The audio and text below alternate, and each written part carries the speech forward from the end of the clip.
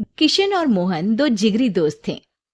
दोनों ही साथ पले बढ़े और साथ ही पढ़ाई लिखाई भी की। लेकिन स्कूल के बाद दोनों अलग हो जाते हैं। मोहन, हम दोनों आज अलग हो रहे हैं, लेकिन आज से ठीक 20 साल बाद इसी चौराहे पर मिलेंगे।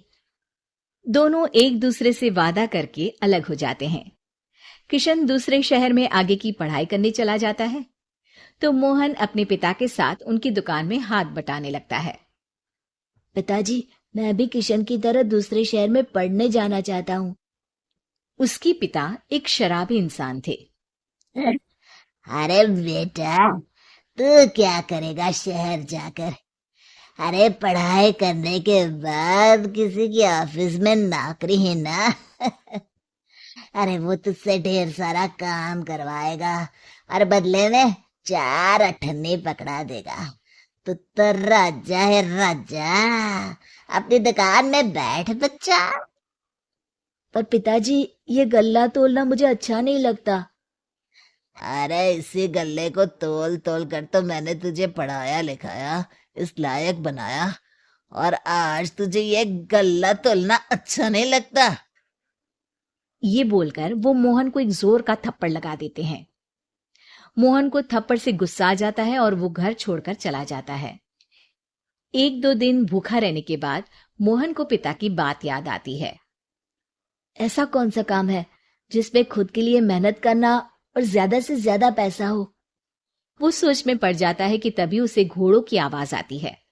वो एक पेड़ के पीछे छुप जाता है और जहां देखता है कि डाकू कैसे एक चादर फैलाते हैं और उसमें ढेर सारे सोने के गहने डाल देते हैं।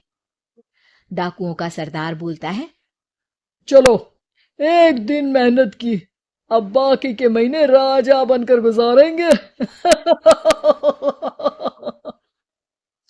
सारे जोर जोर से हंसकर वहां से निकल जाते हैं।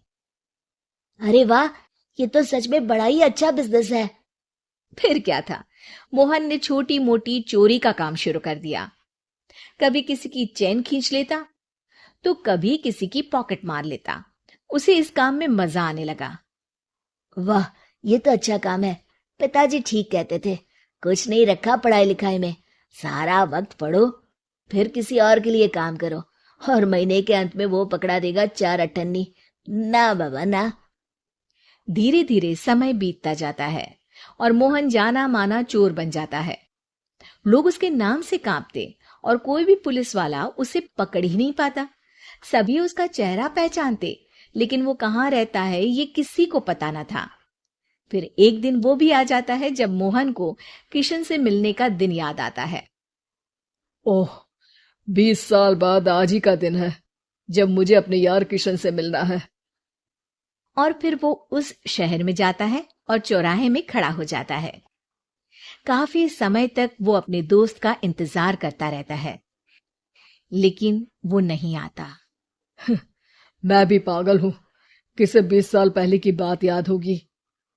कुछ देर इंतजार करने के बाद वो वहां से जाने लगता है कि तभी सामने दो पुलिस वाले आ जाते हैं और उसे गिरफ्तार कर लेते हैं। मोहन को आश्चर्य होता है कि उन लोगों को मोहन का पता कैसे चला।